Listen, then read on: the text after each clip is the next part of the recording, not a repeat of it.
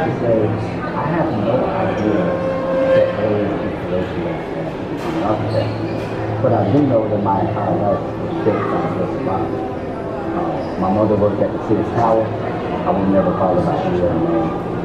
And most oftentimes we went and played in the park across the street from Prince Floyd Rice House. My journey initially started very early on.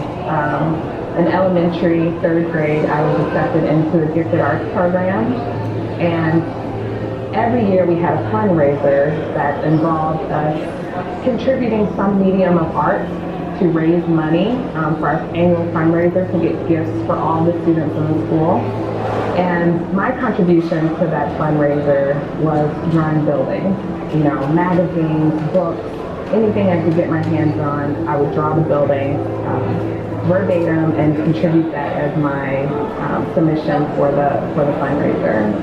I had played a lot of sports in grade school, and I was playing over a friend's house that I happened to venture in. We were in his house, and his father, who had studied architecture, became a contractor, but he drew his own plans for his houses, and I saw that on his drafting table.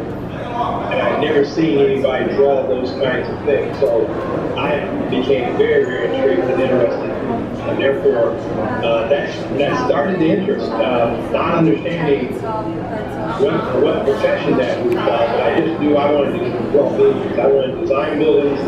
I just didn't know what it was called at the time. Later found out, that's what an architect is. Right now, Black architects make up 2.5% of the industry, when really we represent about 14% of the U.S. population.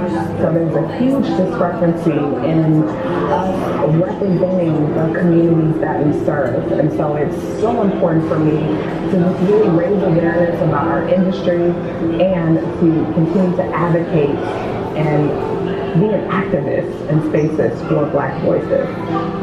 Architecture is a very difficult profession. So there are numerous challenges that a person who identifies as Black has to deal with on a regular basis. Some of those are microaggressions that might go to the ability to pay for plot when you're in school, or to pay for architectural materials when you're trying to build things to present to your professors.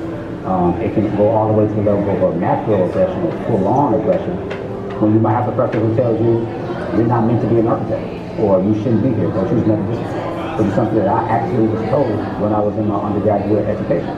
It may not be it's just present. It's not necessarily prejudice. There are cases that we've experienced that too, but there are cases in which never having been exposed to a firm of color is the handicap. It's just inborn. And big selections like buying a house is a big deal, and big projects are a big deal. And the assurance of feeling comfortable with the decision you made because, boy, does that firm present very well. And so what category does that put us in? I joke about it, but it puts us in needing to be, in some cases, the Michael Jordan of architecture. We can't just be equal. We have to be very, very qualified, maybe overqualified against the firms that we find ourselves in that condition. My colleagues and I were very conscious of how the original studios and traditionally how studios have been modeled, which is giving the students a prompt and also giving them a problem and a site to design for. And usually there's not a lot of community involvement with those traditional models. And we've taken that and flipped it on its head.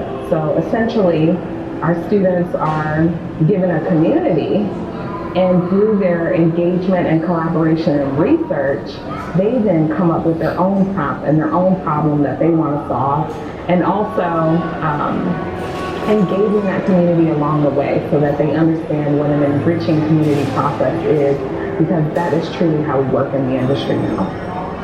I like to bring the lessons that I've learned growing up in this extremely dense metropolitan city to Miami, even though they're vastly different. Right? So people have to understand that just because it's all Black doesn't mean it's all the same. The people that live in Miami, some identify as Caribbean, some identify as African American, Whereas in Chicago, it's all pretty unilaterally assumed that you're the same thing.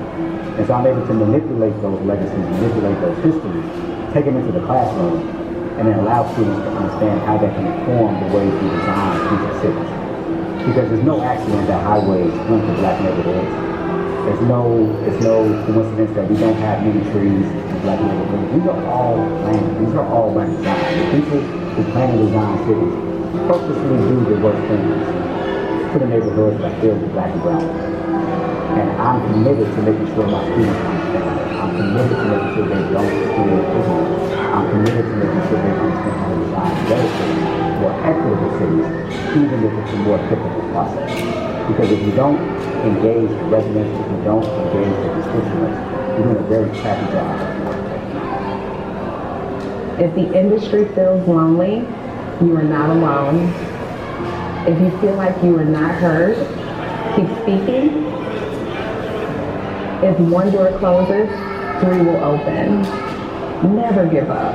I will also say to just let your passion guide you and follow you.